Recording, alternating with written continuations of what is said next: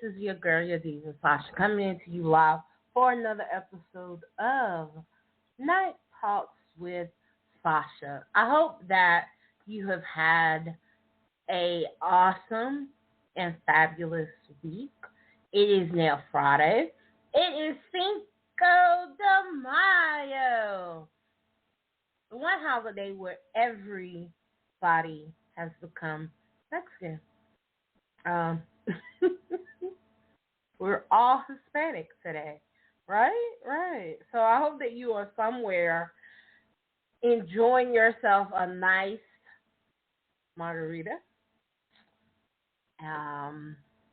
eating some tacos, some nachos, some enchiladas, and some quesadillas. I'm in a good mood today. I've had some sugar. There's nothing like sugar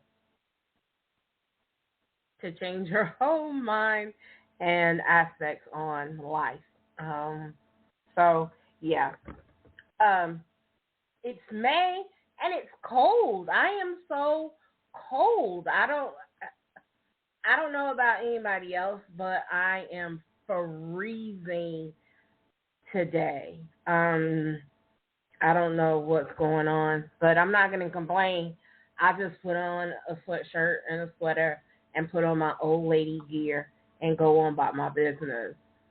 But tonight, we were going to talk about something else. I don't know if y'all listened to the show last week. We were supposed to be talking about CBD, Delta 8, and all that good stuff. Well, there was a change in the programming. It was me. I was the change. I decided to talk about something else. So, we're talking about spinning the block. This is what we're talking about tonight. So, of course, before I can get any further into the topic, I'm going to bring in my girls. Hello, ladies. Hey, how are you? Hi. How are you all? I am wonderful. Good. Queen, how was your week? It was very good. My job is going well. Nice and smooth so far. Good. Beauty. Tell me something good. Unfortunately, I wasn't feeling too well today, so I wasn't sure if I was going to be here tonight, but I am here, and I'm excited to be here. It's Friday, and I always look forward to hanging out with you ladies and our listeners. Well, thank you for coming. I'm sorry you haven't been feeling well. You need some dick. You need some dick. Is that what it is? You need some dick. Well, that wouldn't hurt. Don't we all? Unless I wanted to, but no. No, unfortunately, I just have sinus issues because of all of these weather changes. Yes. My allergies are going bananas. So I do. I understand, sis. I am sniffing down. I have been highly medicated all of this week. Okay. Every time I take something for my sinuses, it makes me very lethargic and it makes me very sleepy. So, yeah, I'm there, and and here in Georgia, it's cold. It's like 60 something, and it's been raining. So, yeah, that's what that is. Have any of y'all here in Massachusetts? Huh? It's just over 50 degrees here in Massachusetts. Oh, I will take it. Mhm. Yeah, that's nice. Have either one of you ever had an echocardiogram I think I have one. on your heart? Mhm. Yes, I've had one. I've had two, actually. I had to have one today.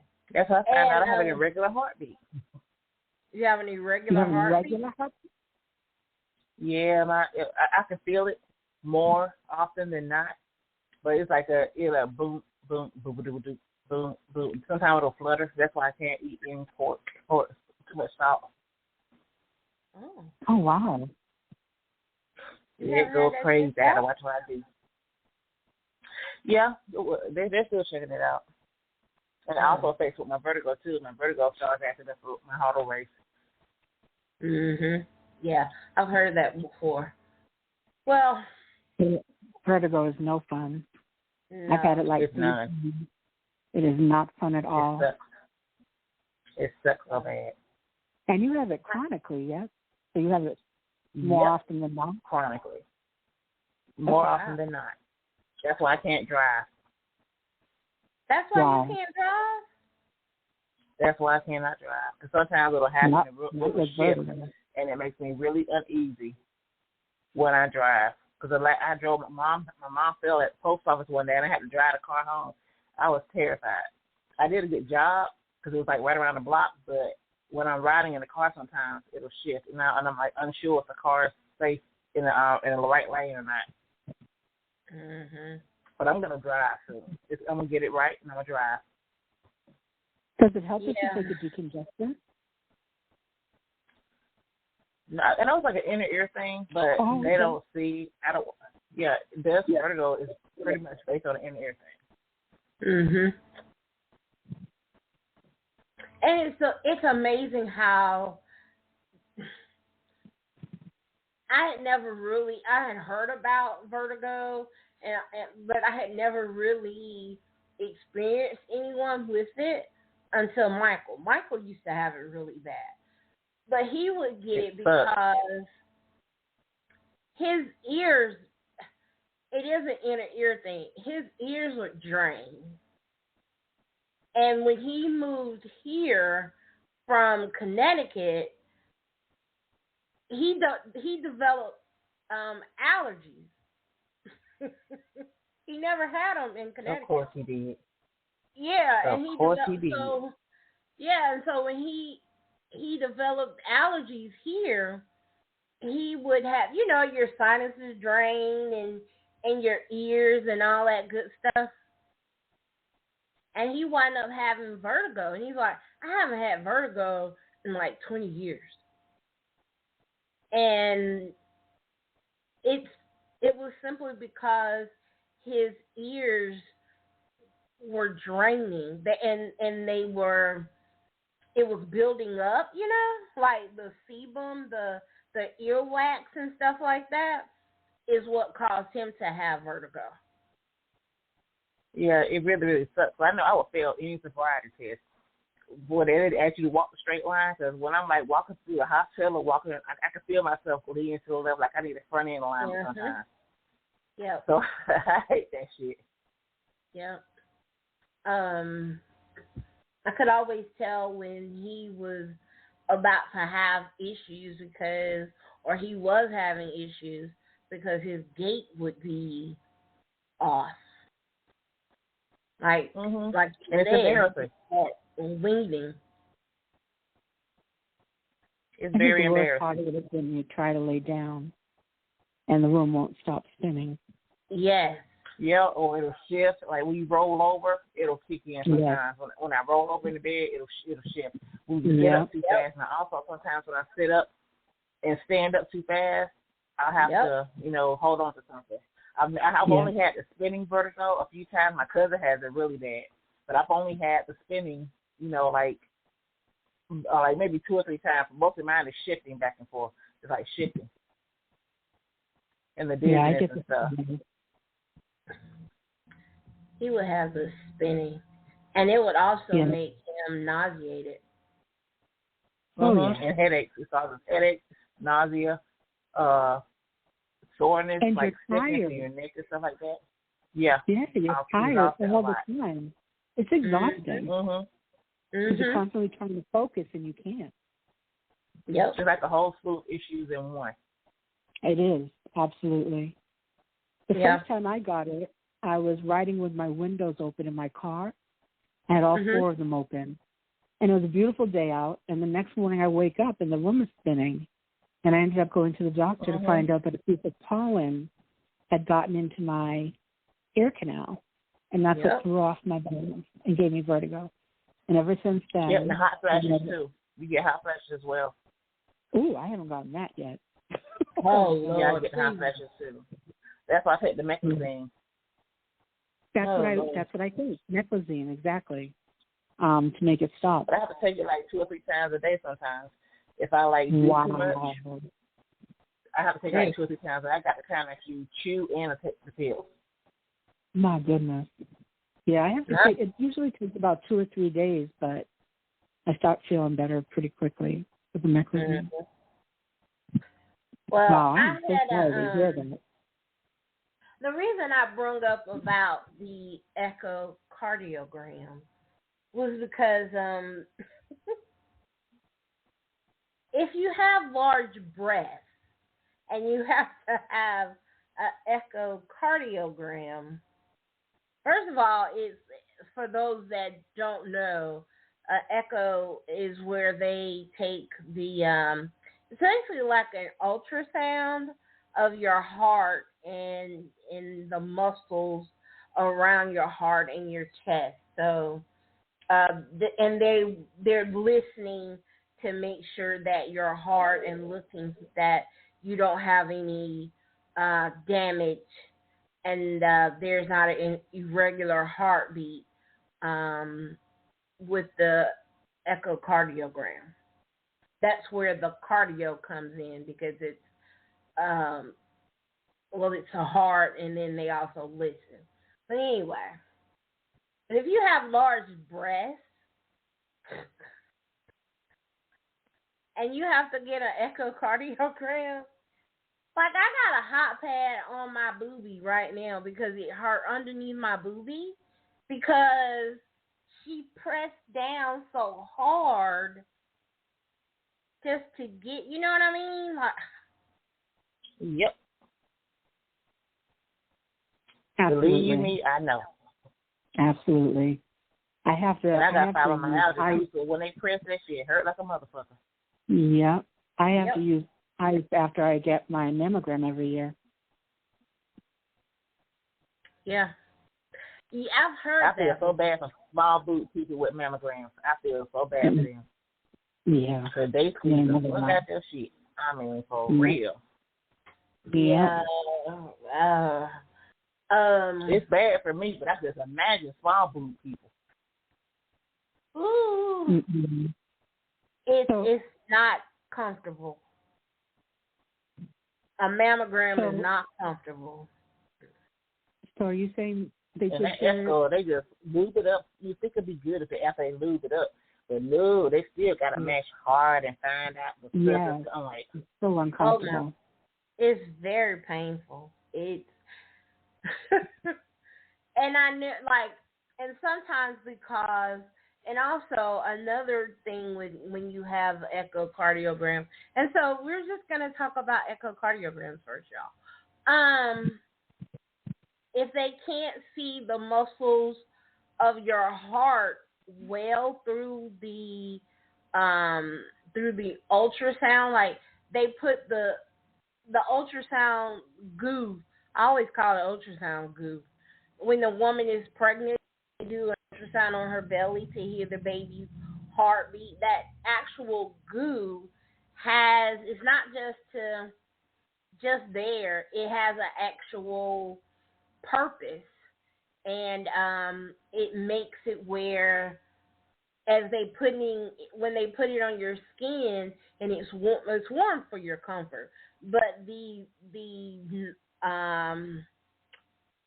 ultrasound, or the person that's doing it, when she puts it and moves it back and forth, that goo actually helps to make a better picture so that they can see and at times hear what they need to hear. So there is a reason why they put the goo on y'all. Because some people are like, why you gotta put that goo on me? But I have them a lot. I have a lot of ultrasound, so I watch the lady do it, and I'm like, how do you know if you're looking at it? 'Cause they do it so fast. Click, click, click, click, click, click, click. Yeah, they're taking. And they make you worried a little bit when we're doing that shit. Yeah, I'm like, what you doing? What's clicking? What's happening? Yeah, when that clicking noise that they're doing is the actual picture taking. So when the doctor goes to look at your ultrasound, the doctor will look at the pictures, almost like X-ray, but if you ever looked at one, I'm talking to the audience, you'll see it on the ultrasound.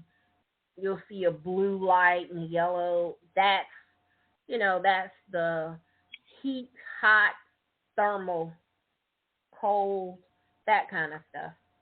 And it's also taking a picture so that it highlights what they're actually looking for. But anyway, usually because when you are large-breasted and when you are a plus-size woman, it's not always easy for the tech to see your heart muscles, to do that ultrasound on you, that echocardiogram when you have it done. So usually I have to have an IV, and it's just the medication that they give goes through the vein. It's a contrast, and it will lighten up the areas that they're of the muscle, of the heart muscle that they're trying to see. And this contrast will goes through your veins, and of course it makes the picture brighter so that they can see. And that's another way that some people do it in order to not press so hard on your chest, under your breast, because if you're a large-breasted woman, you know how that area is very sensitive, and the skin can't, because it doesn't get a lot of air because you're big-breasted. The skin happens to be more delicate and it tears easier.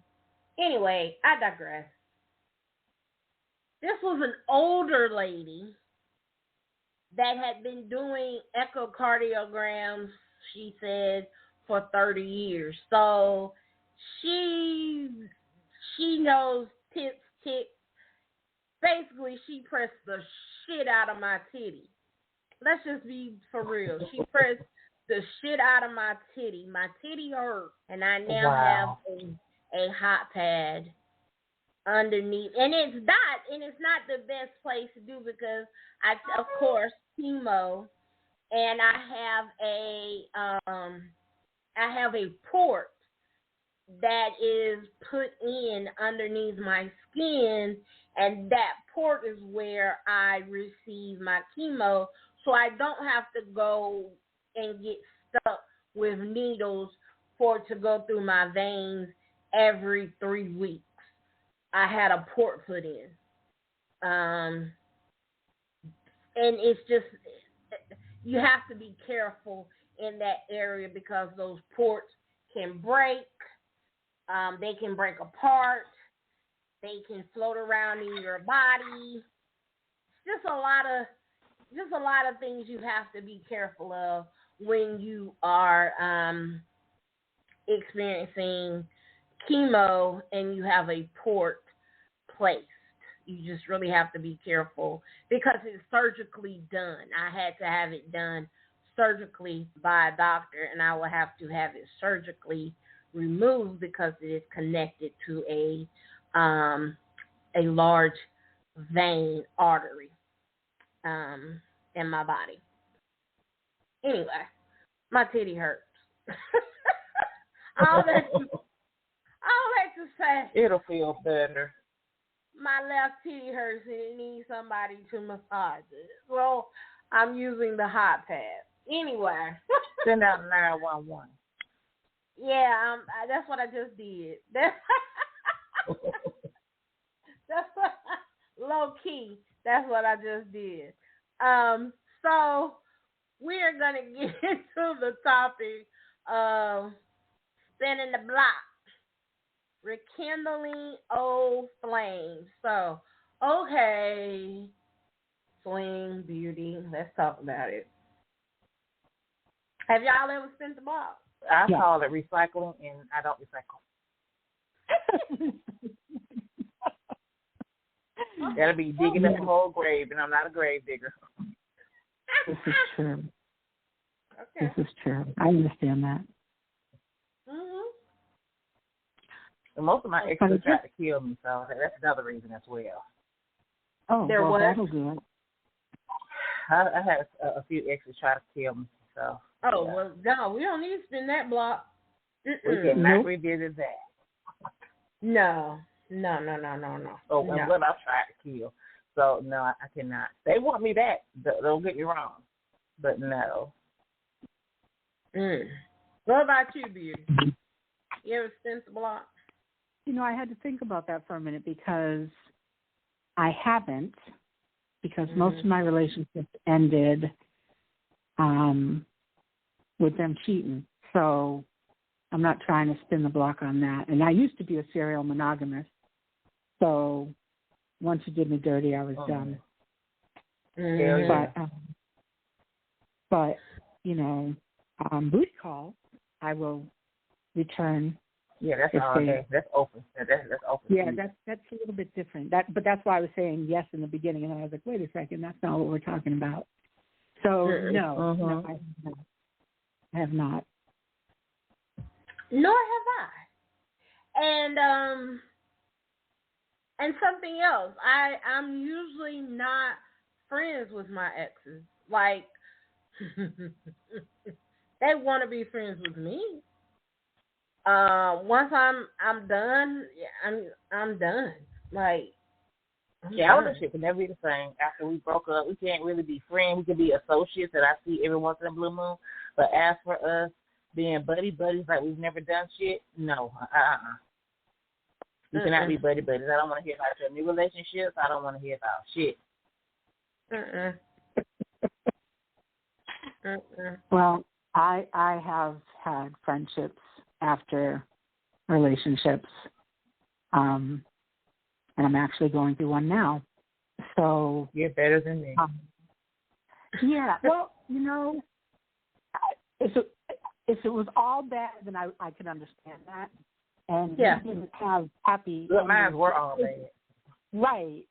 But mine weren't all bad. I mean, so I kind of focus on the good stuff that happened and try to keep the friendship. It's usually from their end, but you know, I'm a person who never forgets, but I can try and forgive, and that doesn't always work. But as far as being friends after dating, I can do that. I can do that usually. Unless you count my ex being one of my exes being my weed man, but I don't have to pay for weed. He also gives me money and still pays my rent. I didn't consider us friends then. I consider him to the guilty. That's smart. And I'm just going with the flow. Okay. You're not a bad person. Like most people, they feel like you're not. I think a lot of times when dudes want to get back with you or want to be maintaining a friendship, they knew your value. They just dismissed your value. They just pushed you to the side like they deserved it. I think that's what the problem is when it comes to when exes want to be friends with us and us be buddies and pals. They know your value.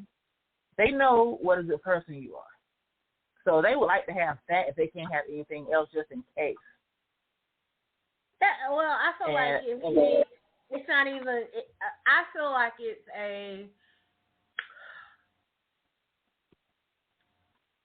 a glass box, and I'm gonna crack it just in case. Like the dick in the box that Chris Rock used to talk about, the dick in the glass box, and you crack it at emergencies. That's what I used to think that my ex wanted. Like, okay, and he might be listening now. Hey, ex, my very first ex is on my Facebook page as a Facebook friend, and and we have been in many groups together. And he will sometimes he would add me to groups, like especially if it was like a BBW group or something like that. And I would be like, who the fuck put me in here? I don't know who put me in here, and then he would try to talk to me, and I'm like, I don't want to talk to your ass. Like, we ain't friends. Oh, yeah, dry as we go toast. Yeah, it was, then they get offended. And if I do say something to him, it is very stranger danger, cordial, very, very polite. Very polite. I don't get too deep. I don't say too much. I don't let on that we had dealings, but he will. He will act as if we are buddy. And I'm like, the fuck is wrong with you? I ain't your friend. Like, we dealt with each other when we were, like, I was 22. He was 21. We broke up. I was 25.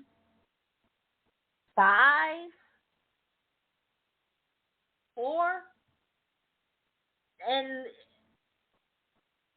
that's just been what it is. I just never felt the need to rekindle anything. And what made me think about the topic was I was listening to Amanda Seales talk with T.S. Madison. And so if you know me, you know that Amanda Seales is my BFF in my head, right? Yeah. And y'all didn't know that, but now I'm telling you. Anyway. I do know that. Oh, yes, Beauty, you did know that. I'm sorry. You did know that. I did not know who she is. You don't know who Amanda Seales is? We'll get into that later. I have short-term memory loss. We can go into that, but I don't know who she is now. That's what I said. We'll get into that later. But Amanda was talking about how, she has a boyfriend now, and everybody's talking about her new boyfriend, and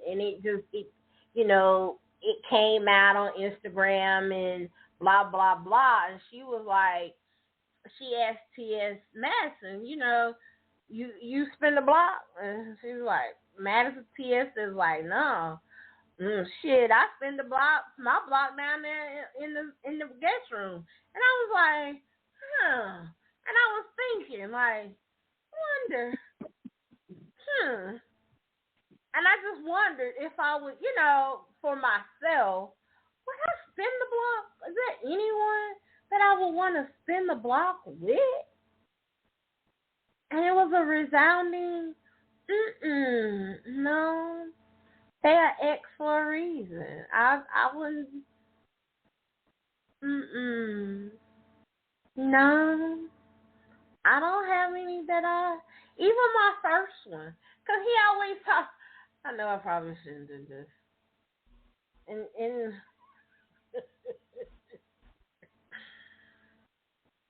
Okay. So, we're in this group together, and he was trying to talk shit to me, and he was like, I said, boy, sit down, you ain't ready for this jelly. And he's like, oh, you ain't ready for these, you ain't ready for these fireworks. And I'm like, you don't even know me no more. When you met me, I was 22 years old. I was I was still innocent. I was a virgin when he met. Like he was my first everything, y'all. Like when I say first, he was my first everything. At 45 years old, he has no idea who I am. Like he doesn't even know who Sasha is. Like, and for him to meet Sasha, it would blow his little mind. He wouldn't know what to do. He unfortunately didn't know what to say. Well, you've never met so and so, and I'm a dance machine, and I talk sports, and I'm a trash talker, and I'm telling you, son, like, what the fuck is you talking about, a foul word? Boy, I am a foul word. You talking about C foul word? I had a nigga move all the way from Connecticut to Georgia. You think he came down here for country living and kicks and giggles? Nigga, no, he came for this. Wheelchair and all. He came for this. What are you talking about? I make shit happen with just a written word. Can you imagine what this voice and this mouth do? And all he come back to me and says, well, I talk about sports and I'm a trash talker and dance machine. And I was like, your shit is still like still fucking lame. You so lame. No. You are so lame. You would not even be interested in the shit that I'm thinking about trying to fucking do. Like, I want a daddy. I'm a fucking brat. I want to be in training to be a fucking brat. I want a daddy. You have no fucking clue, son. Like, you don't. I want you to choke the shit out of me while we fucking. Like, you wouldn't. I'm a trash talker. I talk about sports. Sports? What kind of sports? BDSM? Rope play? Oh, you talking about football? Oh, get the fuck out of here. You are so lame. You are so lame. I'm sorry, y'all. That's the definition of vanilla. I mean, a lot of guys who I have fucked with in the past and have had walked into again, I'm like, I'm too much for you now. I'm not the same person that I used to be. They talk to you like you're the same person, but my Facebook posts and my Instagram posts are the real me. They're not fake. Exactly. They don't talk bullshit. I don't put up relationship stuff about so in love and this, blah, blah. I put up shit that I would say in real life on my Facebook post. It's like one, I had talked to his sister, and he's like, I always come back. He always come back. Eric, I don't know why you don't want me. I got my own house, my own car, got a job, I got blah, blah, blah. I'm too much for you. I'm not the same. No, I'm too much for you. I'm too much for every one of my exes now. The person that they met I was a doormat. I was weak. I was depressed. I was tired. I was needy. Yes. I'm not that same person again. You're too vanilla. Exactly. Friends that I've talked to back in the past and I come across now, I'm too much for them. You take me to I went to a biker bar, a biker party, and she was like, before we got there, they turn up here. We turn up. I was sitting in that motherfucker. I was like, this is not the definition of turn up. If a dick don't flop out, the bitch suck it or ride it in the front of the page, everybody here, this is a vanilla party. Y'all doing chair dances. I watch full-blown sex. And people getting tied up and sucks all day. I watch people orgies, bitch. So this is not what I need right now. This is vanilla for me. I was bored. Yeah. So I snuck out and left. I mean, when you grow, you grow. Sometimes you outgrow people. You outgrow people, places, and things. I'm happy that I have outgrown people, places, and things. Exactly. I'm very happy. If I could walk around in lingerie and shit all day long, if I could do this shit and talk about the way I speak now, if I could speak this way to everybody, it'll be awesome. I had to learn and tone it down. I got freedom of speech, freedom of pussy, freedom of everything. I mean, exactly, and that's where I am. Like, I know he means well, but they see in the past. Nah. A lot of people see in the past. My brothers see in the past. They see the same person that they see, especially if you look the same, but they see the same person that they saw and that they met a long time ago. And then they have to learn you all over again. People would not believe, a lot of people in my life would not believe I do the things I do because I keep it very well hidden. Mm-hmm. So if I tell you some shit, I tell you some shit. If you don't ask me if you really don't want to know. That's why I don't say men know. That men make. They ask you how many times you people you slept with. You don't want to know. You can sleep with or just fuck. Now, sleep with, I can narrow it down a little bit because normally I don't let nobody spend the night. But if you want to talk about fucking, you don't want to know. Mm-hmm. I'm not ashamed to say it. I'm pushing 50, so I don't give a fuck. This is your business. I mean, exactly. But you may not want to know. That I ran into a childhood friend that I went to elementary school with. Elementary school, like, and he's like, who is this? I don't know. I'm like, what are you talking about? Who is this? I'm like, nigga, I'm 45 years old. The fuck is you talking about? Like, are you trying to who is this New Yorker? What are you talking about? Are you talking about what the fuck you talking about? I'm like, I don't know what you mean. Like,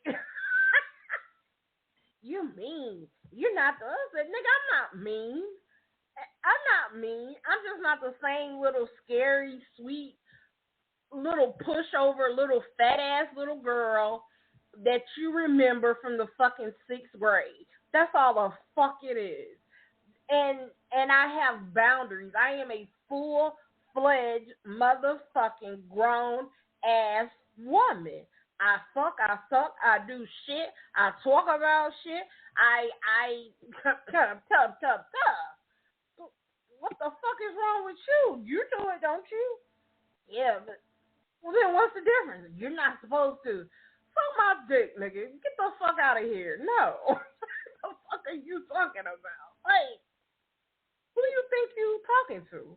But yeah, that's the main reason why where I am from, a lot of people I don't deal with from my old town because they don't know me.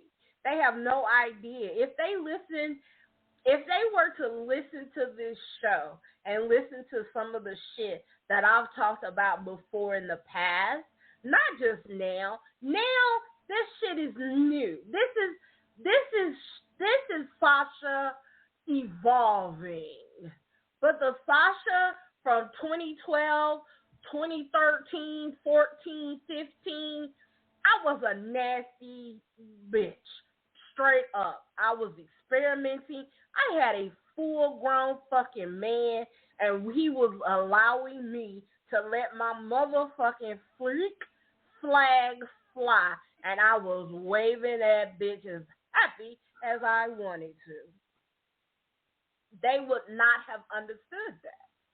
They would not have gotten that. And so I don't deal with a lot of people from the people that I knew when I was growing up because they see one thing and they think that they know me.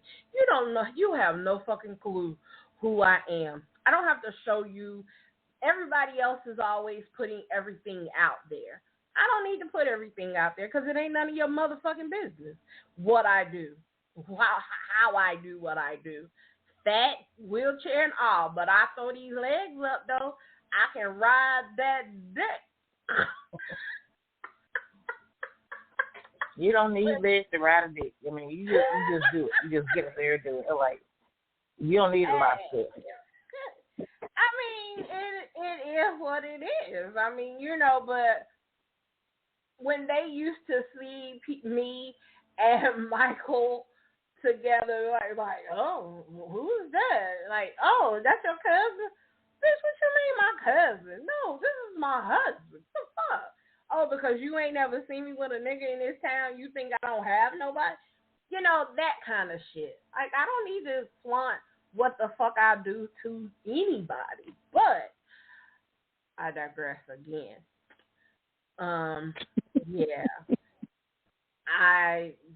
Yeah. Spinning the block with a... Now, there are a few that I think about, and I would be like, oh, if I just want to fuck. If I just want to fuck someone and do it and know that they will do it well. But see, that's hard to say too, because if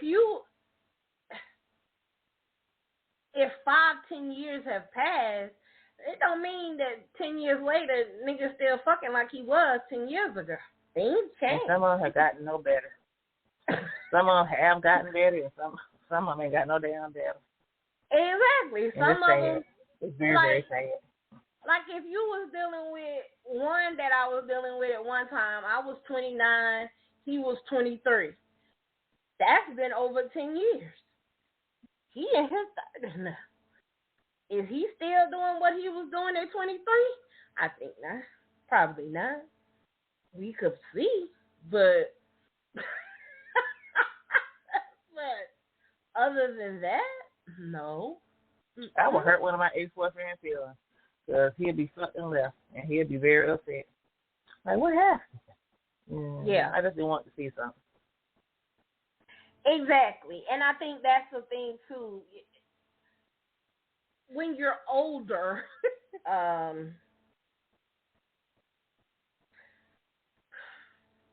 don't filter well anymore. I could. I choose not to. Sometimes I do. It depends on the person, and it depends on the situation, of course.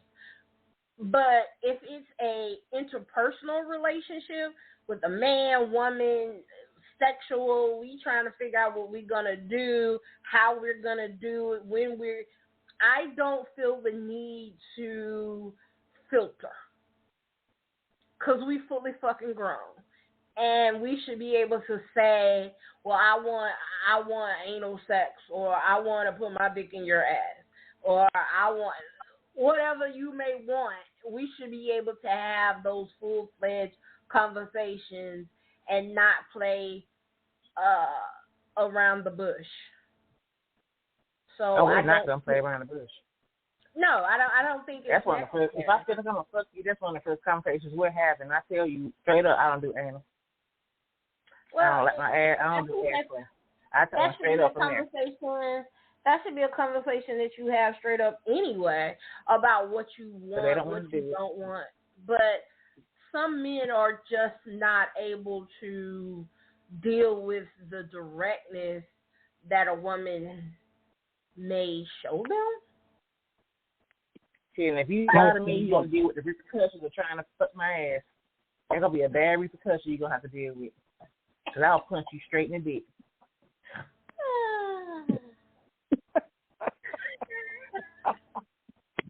So you better listen to me when I tell you. Oh, I'm sorry, baby. It slipped. I'm sorry. It slipped. And my fist slipped into your balls. Because I'm going for that. It slipped. I couldn't tell, bitch, you know my coochie ain't that tight. I ain't no virgin. I thought you... The first time you tried to fit it in. I'm not wide open. No. And you could have deal with this different pain that you ain't had for a long time.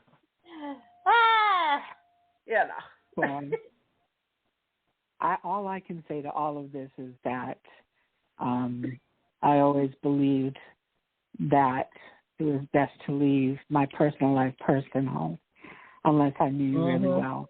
And my sex life was part of that personal that I didn't talk about. But if you knew me, you knew. If you slept with me, you know. If you want to sleep with me, you know. But as far as it being general information that I would share with people, I don't. I'm a freak. You gotta have I can understand the whole freak flag flying thing because I'm right there with you. I'm always a lady in the streets. But once that door is closed, it's a whole different thing. But again, I don't talk about that stuff except with close friends or people that I'm interested in. I definitely have no problem with letting it be known what I'm interested in and what I want. It's just the person on the other end's job to pay attention. Of course. Which I haven't had a lot of great experience with. I think if someone wants to, I hear you, you know. And that was not. I think you can always assume shit with people. Right, exactly. That was not me judging enjoy bullshit talking.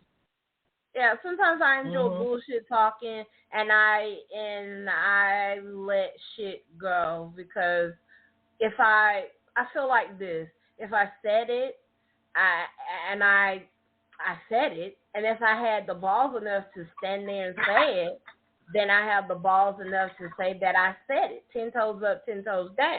Fuck it. It's me. And if people can't accept that and they don't like that, there's the door. Go ahead. Absolutely. Because I'm not everybody's cup of tea, and I don't want to be everyone's cup of tea. I don't need to. At 45, at almost 46 years old, I don't feel the need to be liked by motherfuckers anymore. Either you do or you don't. It's okay. It's okay if you don't. It's just okay. So, you know, cancer changes things. Sorry, y'all. Cancer changes. I'm a private and solitary person, and I say I don't have cancer, but I just have boundaries now. And I prefer to be alone, but if I don't, I have to be up. I'm going to talk. I'm going to say shit. I'm going to be quiet until it's time for me to talk, and I'm going to say what I got to say and then move on. People may not like me. A lot of people don't like me because they don't know me. You don't know me. You assume things when you maybe see me or meet me, but I'm a funny-ass person. And I say, I'm the kind of friend you explain people to. My friends explain me. My family, anyway, explains to people before they meet me. I'm just going to let you know. She says what she thinks. She says stuff off the top of her head. I have people at restaurants laughing because I'm going to say what I got to say. I'm a fun person. But people who meet me would never guess what I do for a living. They would never guess because I'm a private person. People assume like that if you know me, you know me. People assume that I am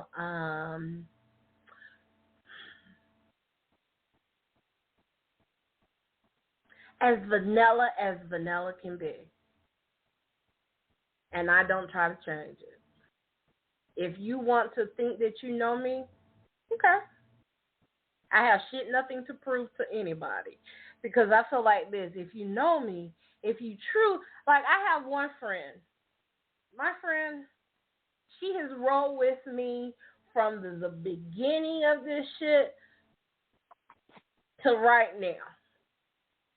And if she says to me, you know what? She used my government. She says, you know what?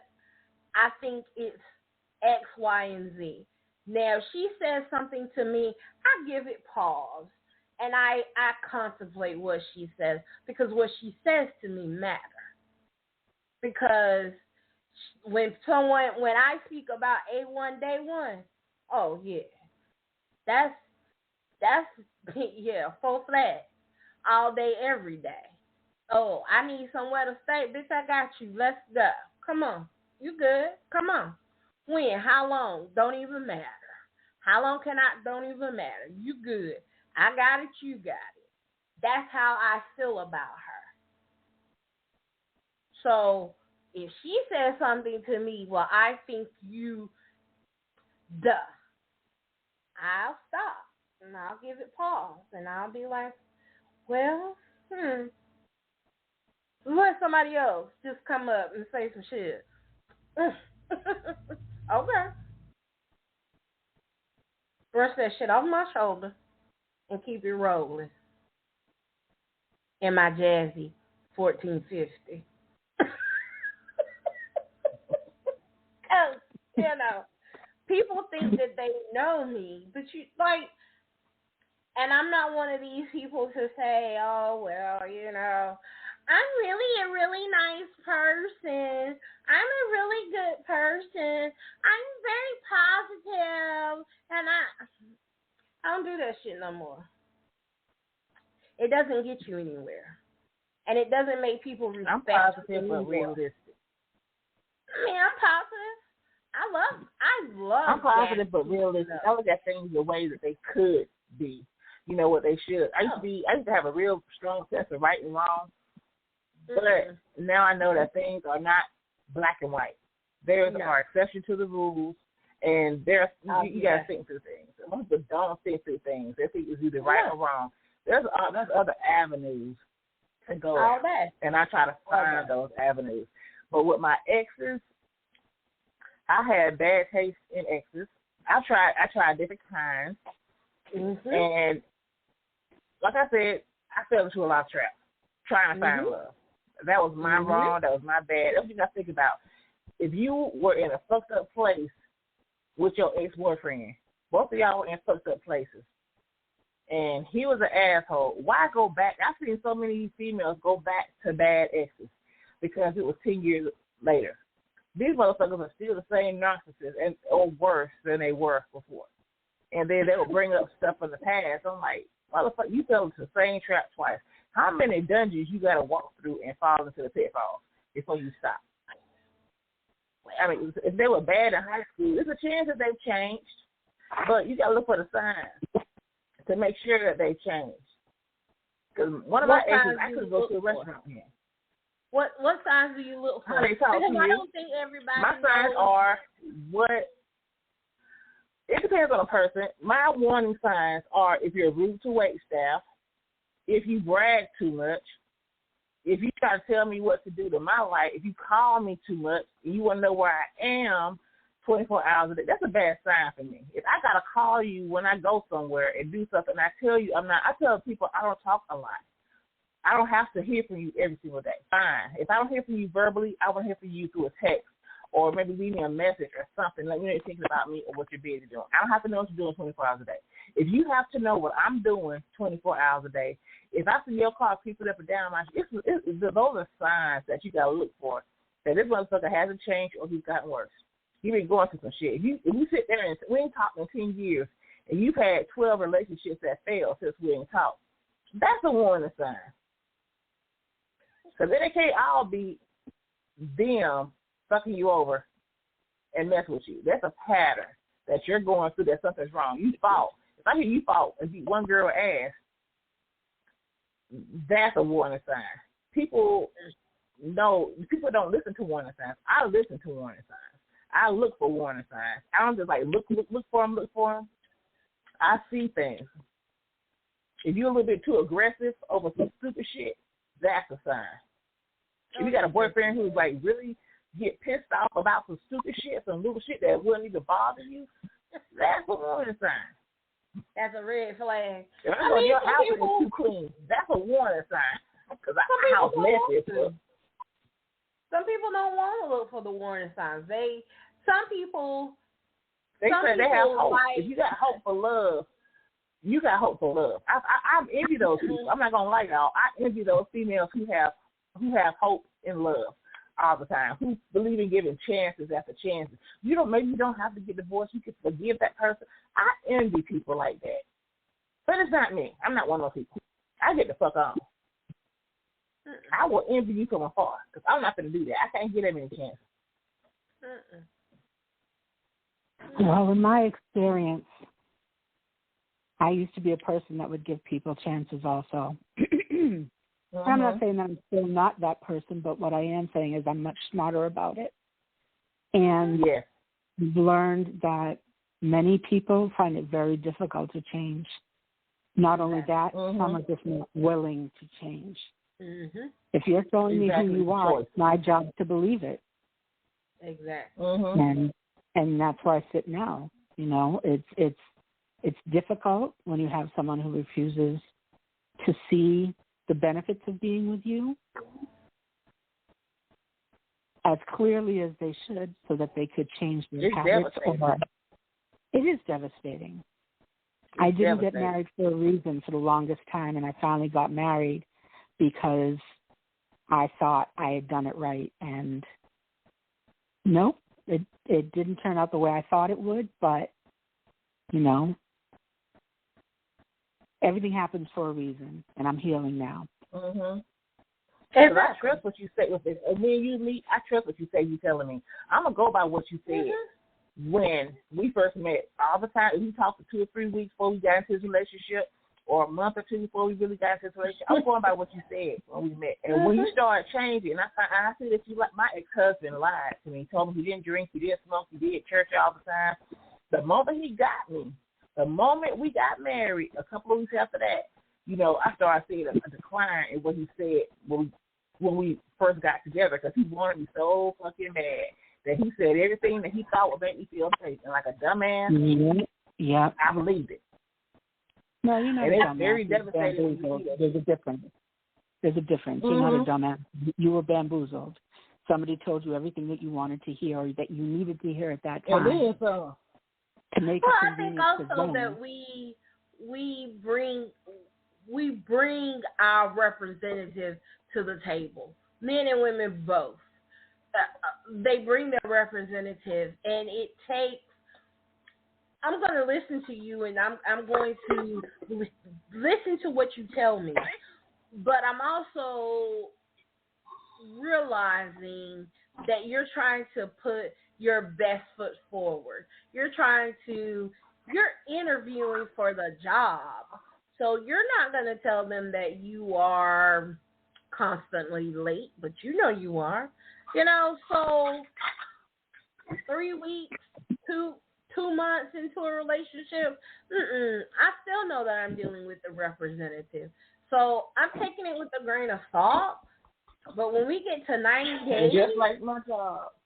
Just like that job, that 90 days is coming up here with you. Exactly. We're not going to after 90 anymore. I'm days, sorry. We're not working out. I'm going to start seeing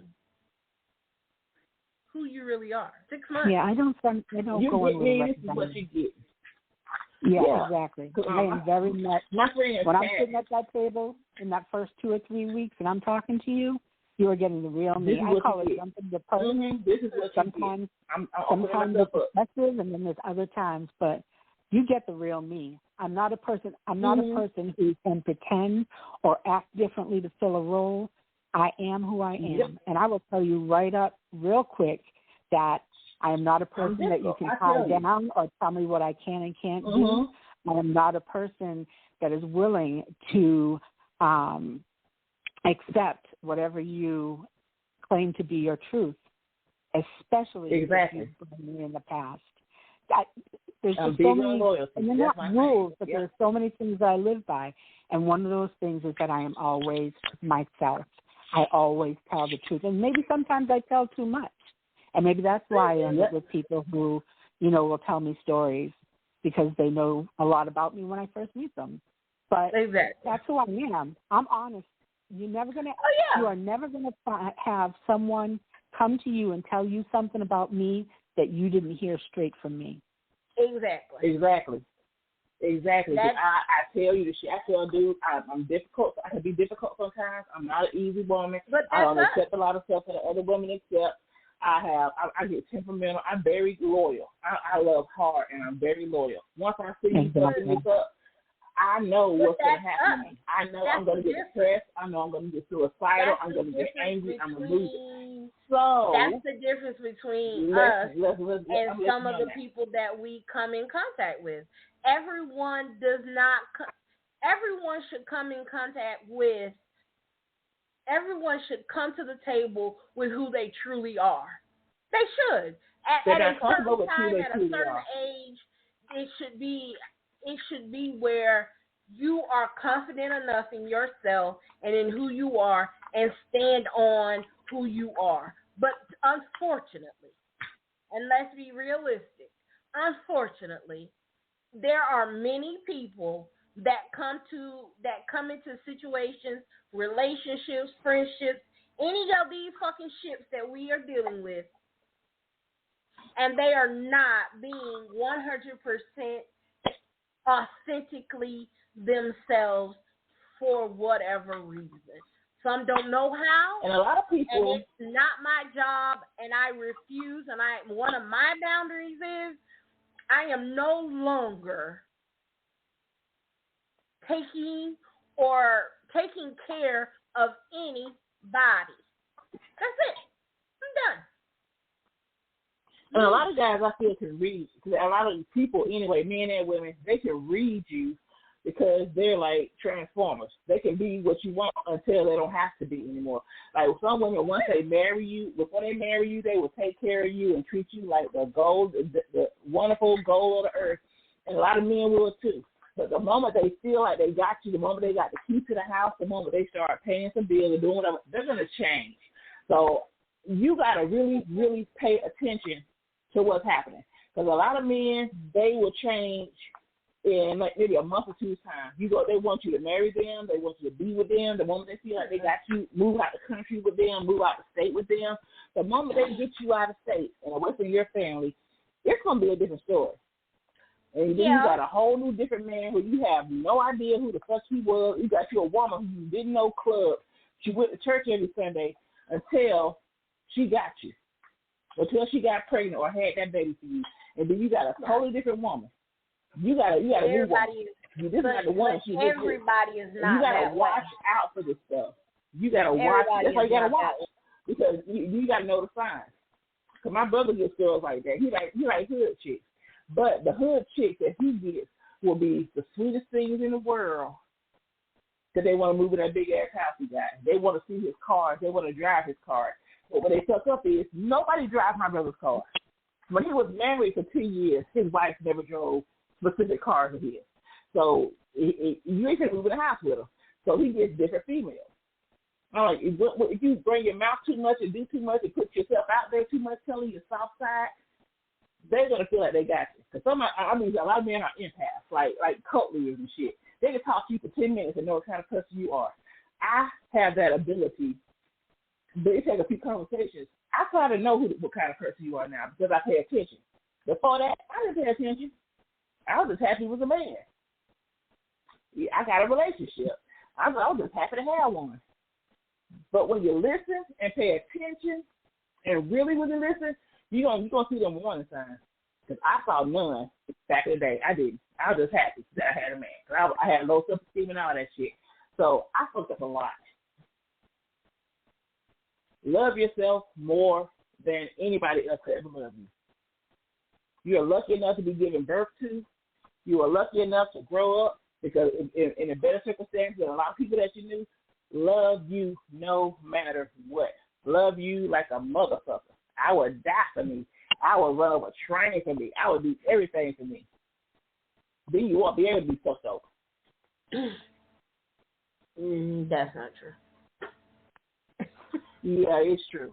You ain't gonna fuck me over now. Ain't no man gonna fuck me over now. I'll be alone for the rest of my life before I will lower myself to be fucked over because I love me now. I tried to take my life 9 times. That will never happen again. That's why I have this big wall of boundaries now that I will not let anybody overstep because I love my life. I love myself. I won't put myself down. I watched women who were strong as fuck when they found this one man broke them down to nothing. And it's like, what the fuck? You talking to him like, is this you? This the same person I'm talking? I mean, like, what? Hey, bitch, wake the fuck up. What's going on? I don't know what to do. I'm in this relationship and blah, blah. What happened to you? It's like, what happened? You get 6-figure jobs. What happened? Anybody can get broken down if they don't have boundaries. And it's very sad, but it's very, very true. Because I used to be one. Well, I still believe in love, and I still believe in the possibility of love, and I'm not going to change myself to find the person that is going to be compatible. Like I said before, a stupid movie ruined it for many women when they had the line about you completing me. Person is not in a relationship with someone to complete them. They're supposed to complement the work that you've already done. They should be adding to it, bringing their own 100%, and y'all are supposed to move forward with balance. Exactly. as much as you can. You don't let nobody look you into their perfect image. So I'm not going to stop treating them. I'm not going to start treating people like they're special. I'm not going to stop treating people like, you know, they mean everything to me. I'm not going to stop treating people like, you know, if you need it, I got it, and it's yours. But I certainly am not going to sit and wait as long as I have many times in the past for things to change. Because if this marriage has taught me nothing, things do not change. And it's unfortunate because I did have hope in change. For the longest time, I believed that anybody could change if they put their mind to it and were willing to put the work in. But now I don't believe that. I don't believe that. People can change if they want to. If they don't want to change, then you're going to have the same piece of shit you've always had. You're going to have that same attitude, that same anger, that same whatever. If you don't feel like it, it doesn't make you need to change. And there's a lot of people feel like, I'm fine just the way I am. People can change when they want to, but the thing about it is, and what may be the most difficult thing to accept is that they weren't for you. And so for the next person, that change will occur, but that change wasn't meant for you.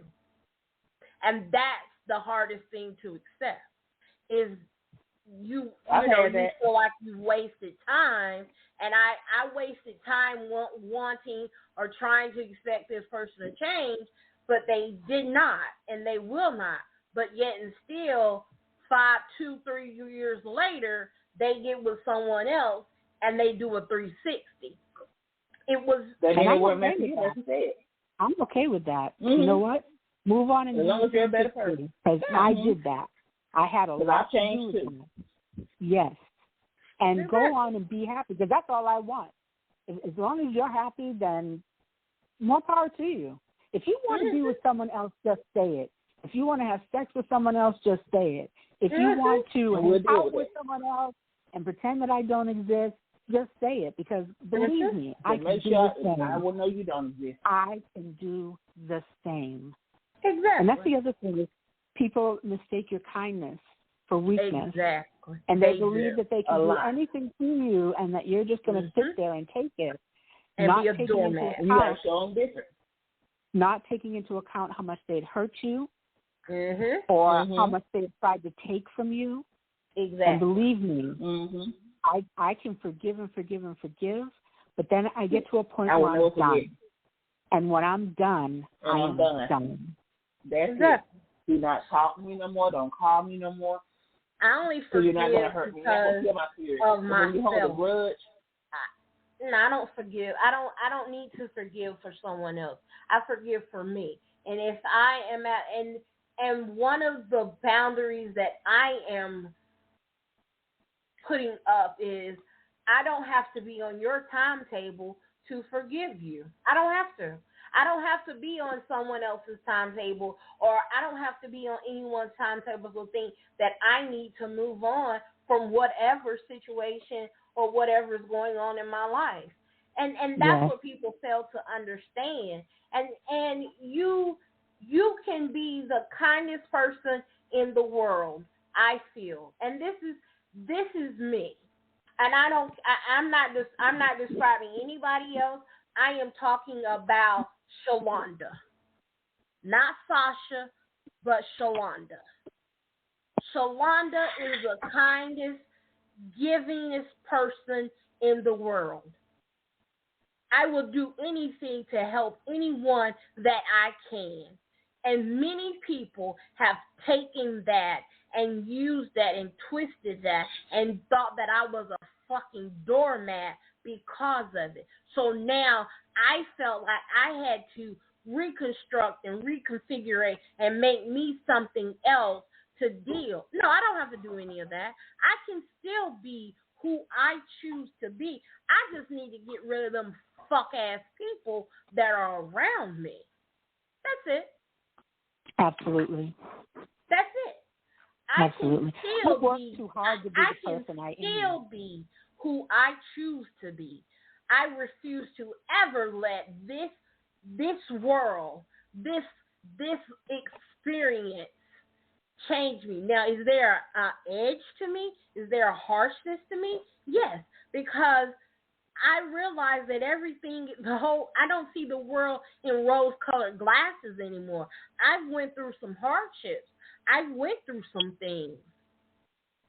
But it does not change how I treat people. I am kind to you when you are kind to me. You give me your ass, I can give you mine. And it's just that simple. It's just that simple. It's not complicated at all. It really isn't. To me, it's not. With me, I'm happy with the person that I've become because I'm cool. I'm stable. I'm very, very stable now. Hence, I was not. If I hadn't become a Buddhist, I would not be stable. I would not be here. So I know that you can love people from afar. I can still support you. Even if we never talk again, I'm still praying for you. You're always in my prayers. That's how I support you.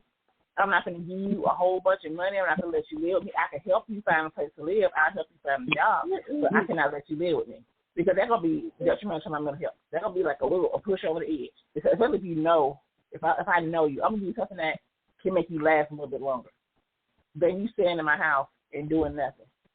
Than you being around in my face and complaining about shit, doing nothing. I'm going to help you as much as you allow me to help you. But I'm not finding a job for you. I'm not doing all this shit for you. I'm going to do it with you. So that's how you help people. That's how you really and truly help people. And then you're going to see results from that. You're going to find out whether or not they really want this help or do they want a handout. Because most people just want a handout. They don't want help. They just want a handout. Relationships and everything and all that. But you just got to be able to choose between the two. Some people think they want love. Some people think they want a relationship, but they're really not ready for it. And we can't blame ourselves because somebody else wasn't ready for a relationship. That's on them. It's not our fault. If you don't want to be if you really don't want to be a husband, you just want to be a friend, let me know. Think about it. I'm going to give you a chance to think about it before I break up with you. Let me know what you really want. Yeah. Because if I give you a time limit of 2 weeks or 2 months to think of this over and get your shit together, then you get your shit together somewhere else, and I get myself together somewhere else. Because nobody wants bad breakups. Nobody wants to be enemies with people that they used to love. Of course not. But I never have to see you again. Exactly. No. And I don't have to put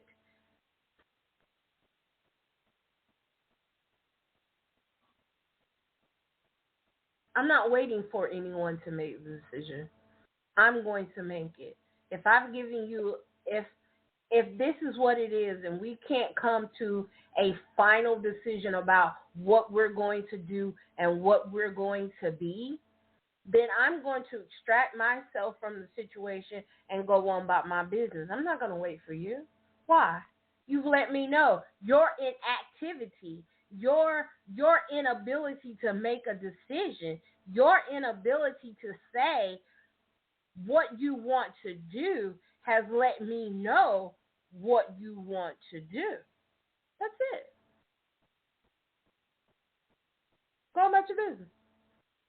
Let's move on. I think that's the major problem, though, is people either they don't know what they want. Mm-hmm. They thought they did coming into it, but they have no idea what they want. Or they know what they want, and they're willing to do anything to get it, whether or not they're hurting the other person involved. And they don't tell the truth. They don't tell the truth. That's a major thing. People don't tell the truth. People don't tell the truth. People have the inability.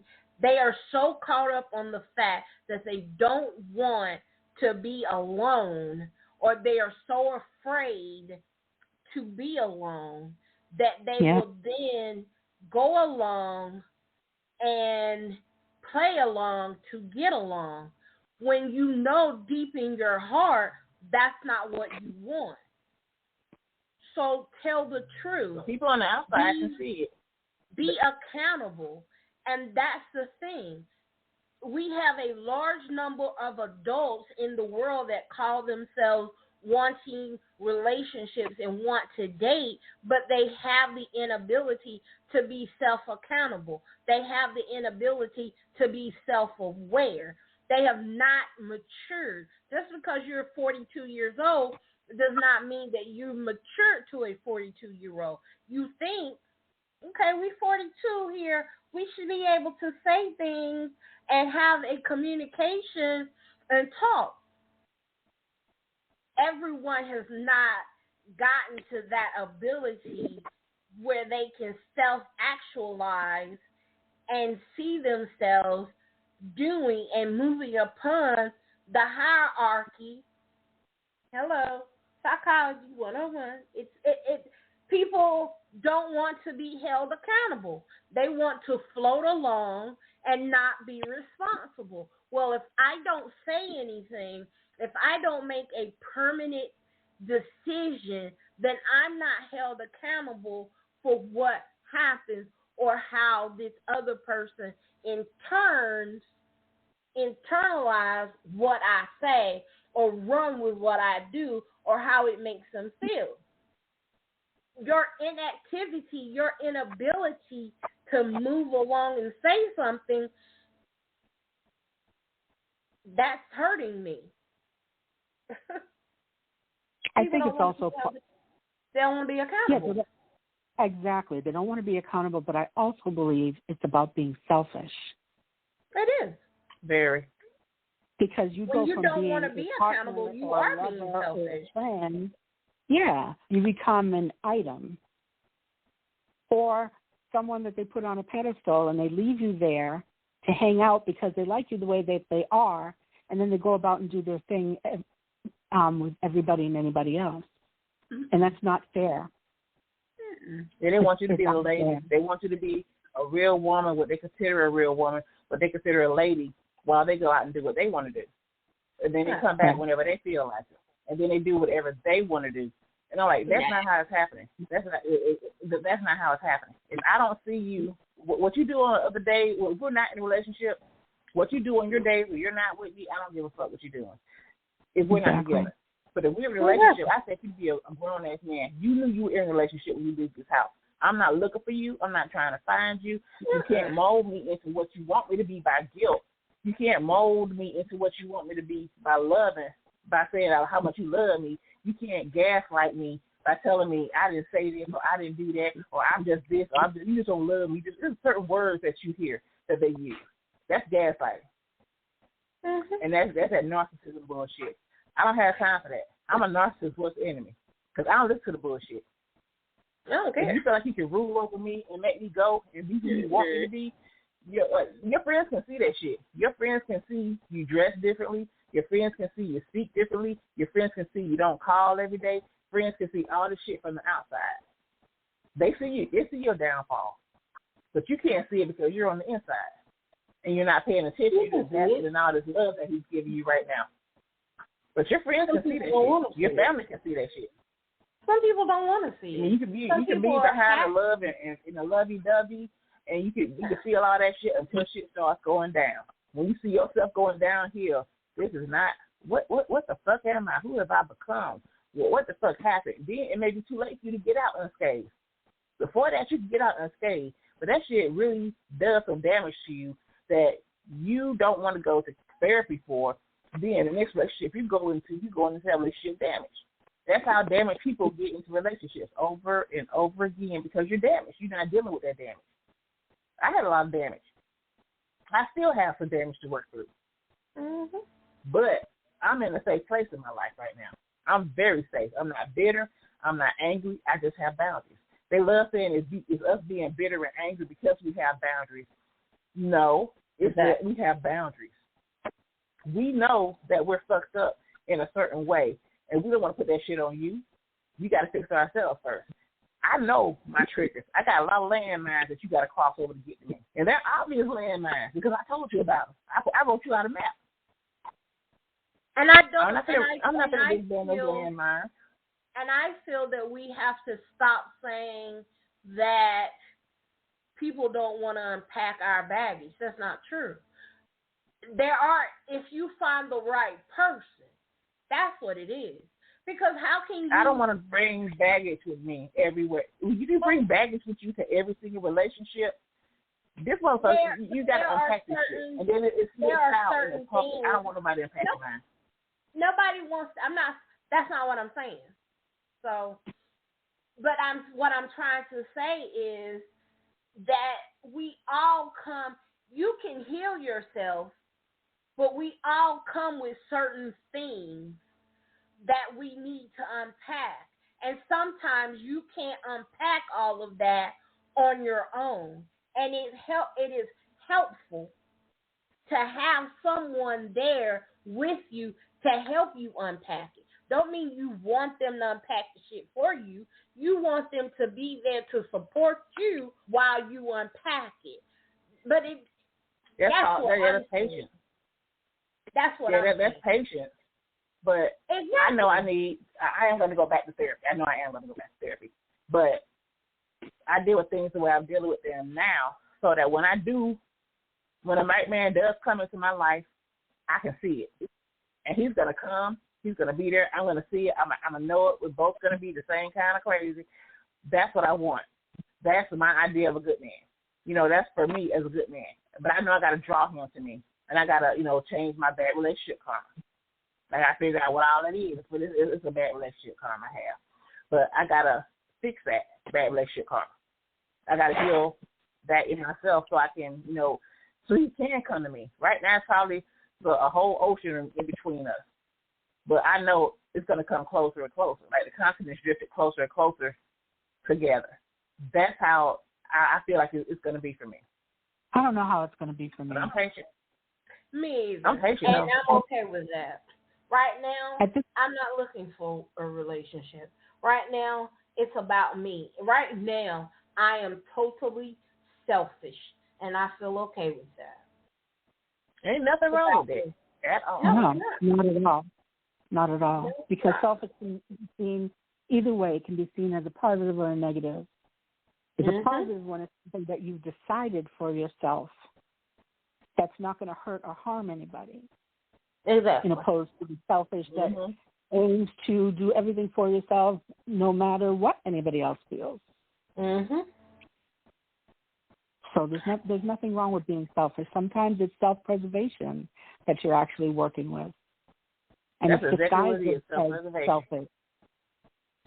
I'm not in a survival mode.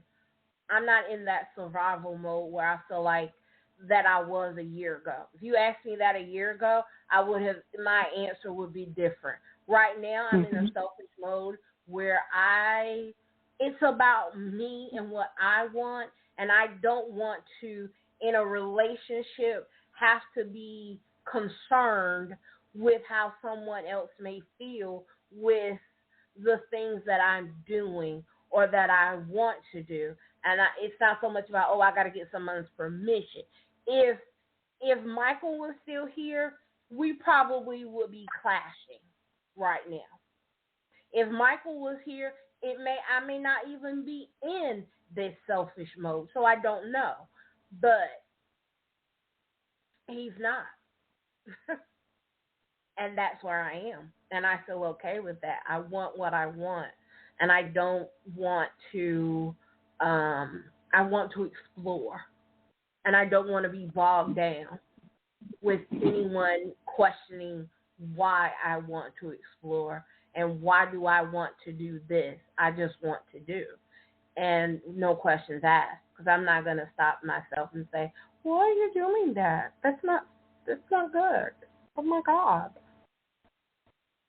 So now you can say I want to do it again. Exactly. So totally, that's where I am. But I feel like love surrounds me. A romantic love. I don't know if I want to get married again. Michael I felt like we were very compatible and we understood each other very well. And so I don't know at this point if I want to get married again. If I want to be a companion is what I am looking for. I will say I am in the process of exploring companionship. Mm-hmm. That for me, because I love my husband, but I don't want to live with another man. when I want to fuck Lady Supreme. Yeah, when I move and I downsize my home and I get my living situation to what I want it to be, I am going to furnish and style my home how I have always wanted it. Again, I am operating from a different perspective than other people. I am operating from a perspective of I have cancer and I don't know how long this medication is going to continue to work. I have stage 4 cancer. It is in my bones and it is in my liver. So I don't know. And so in the time that I am healthy and I am able at this point to do things that I want to do, I am going to attempt them to the best of my ability. And I'm not really in the mindset of sharing my personal space because I am working on clearing and ordering my space to what I want. And I don't want a man moving into my home with his stuff anymore. I don't want it. Breathing your oxygen. Mhm. It's okay for him to breathe my oxygen, but he leaves at a certain time. I mean,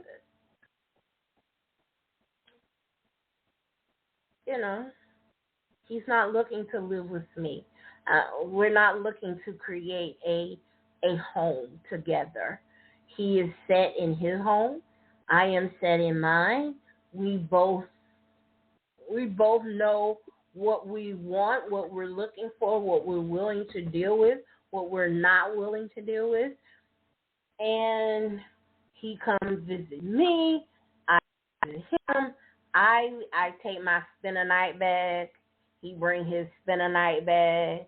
I take my spend a night bag, and he take his spend a night bag, and then we go on our merry way until we do it again. That's what I want at this point. Now, can that change? Of course. It's my prerogative. I'm a woman. And it is my right to change my mind.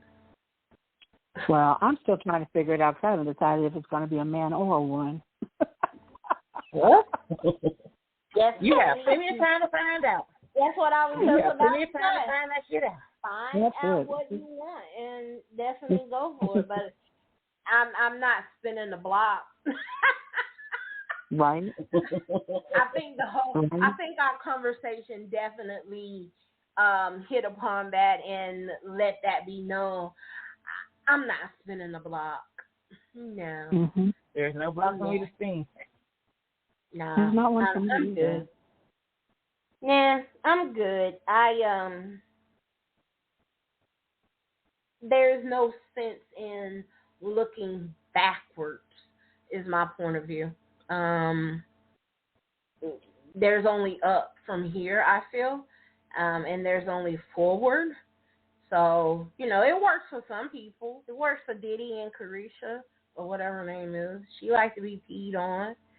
And it's working for Nelly and Ashanti, and it might be working for Janet Jackson and Jermaine Dupri. I don't know. They back together? Well, he was, in speculation that they may have been, but hell, it could have just been he showed up at the concert in Atlanta when she was performing, and that was it. Same thing for Diddy. Diddy likes to pee on people, and Carisha likes to be peed on, and she never left. I don't know. Who knows? That's those people's business. Don't get mad at me. I just report the news. I don't make sense. I think I need to go to sleep, y'all. I'm in a sassy kind of mood today. I think I'll take a nap. Get your beauty rest.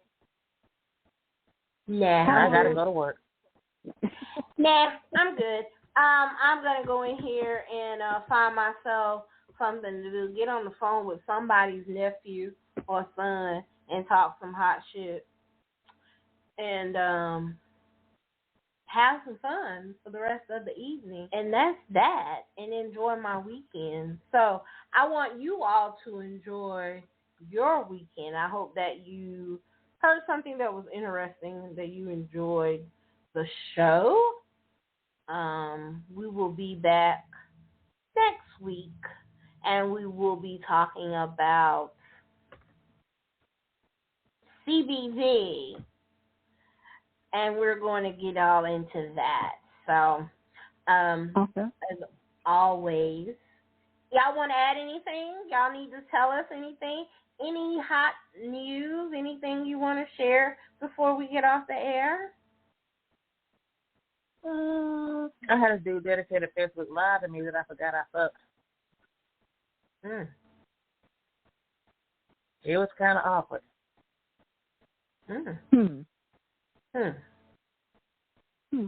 Got off work, went on Facebook, saw he was live, and I don't know why I didn't click off of it, but I was doing something else, and all of a sudden I heard my name several times. First I didn't know he was talking about me.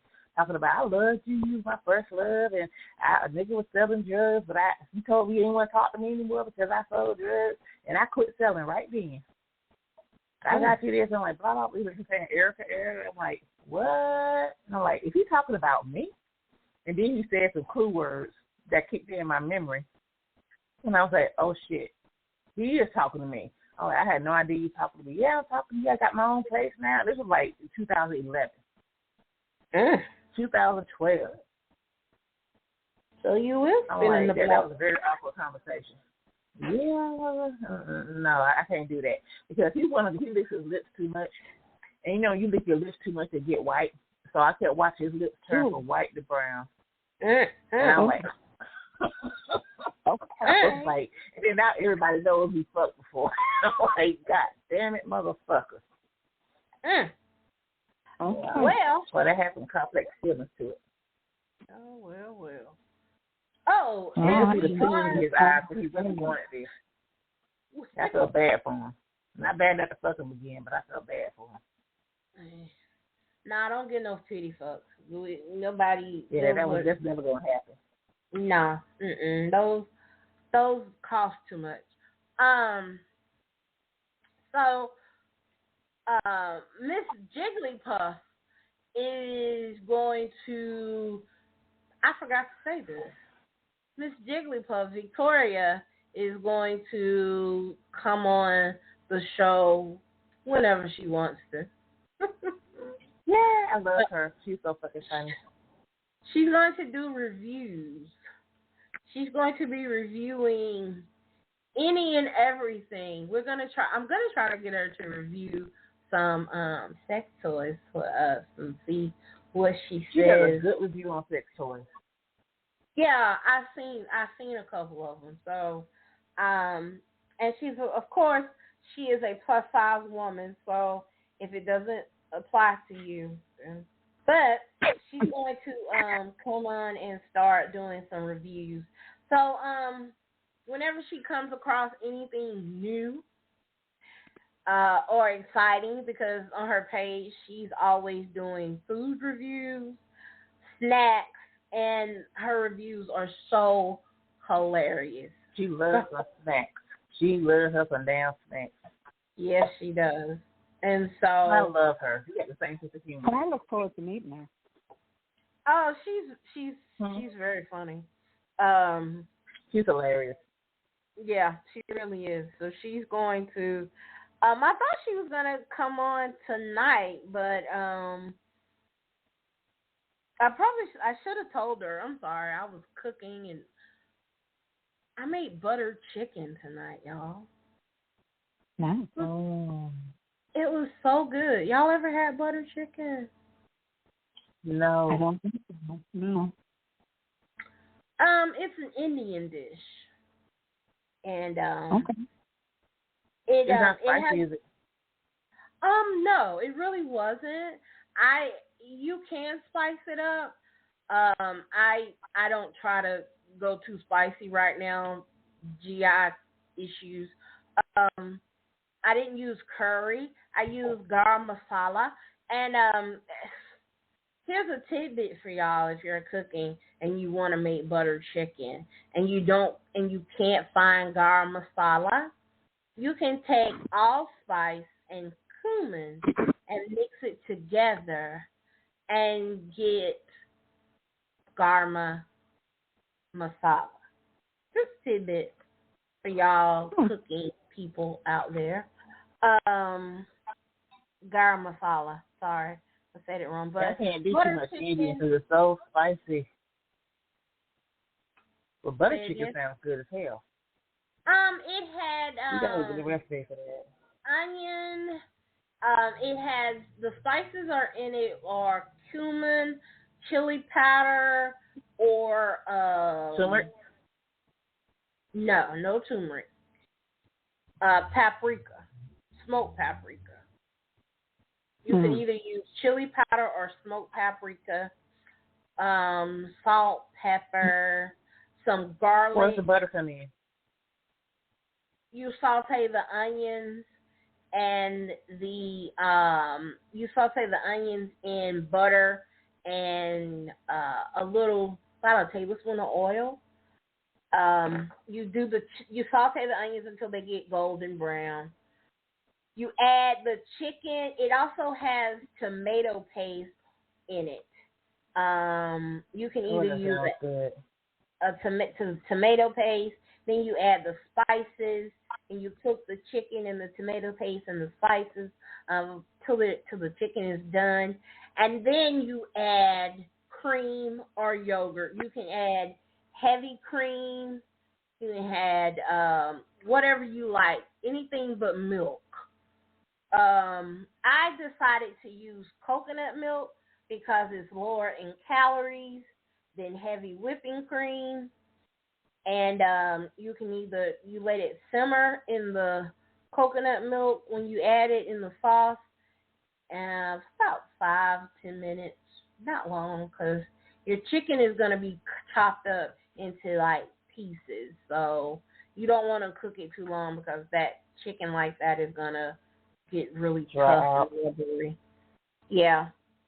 But you just, the one that I found like a 20-minute recipe. I know that it usually takes longer to cook butter chicken than that, but because it was a quick, one pot, one pan recipe, and it only took me like 20 minutes to make it, and I served it over some. You chopped it up, made it quicker to cook, right? Yeah. That's yeah, when you chop the chicken up, it cooks faster. And if you had left it, but I gotta go clock in, guys. Yeah, but it was good over some long grain jasmine rice. So I gotta go clean up my kitchen, and then I'm going to talk some shit to somebody's nephew or their daddy, and go from there. Yeah. So I love you guys. Have a great weekend. Don't work too hard. Swing. You as well. Beauty. I will hope not. You get feel better. Love you too, Miss Sasha, and thank you. Yes. Go drug yourself up, honey. Everybody have a great weekend. Have a great weekend, y'all. You too. And see you later. Bye. Love ya. Bye. Love you too.